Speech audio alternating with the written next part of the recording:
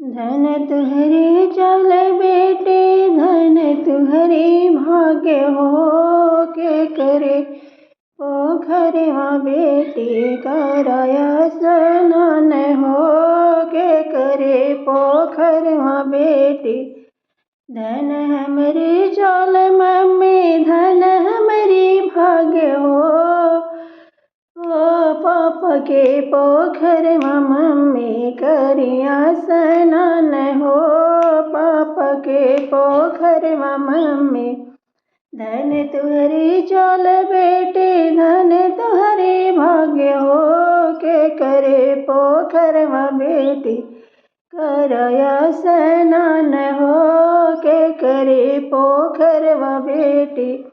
धन हमरी चल चाची, धन हमरी भाग्य हो चाचा के पोखरवा चाची करिया स्नान हो चाचा के पोखरवा चाची।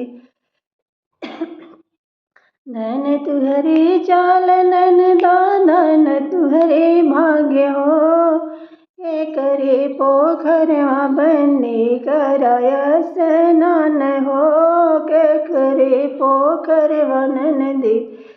धन हमरी चाल भाभी, धन हमरे भाग्य हो भैया के पोखरवा भाभी करिया स्नान हो भैया के पोखरवा भाभी करिया स्नान हो भैया के पोखरवा भाभी।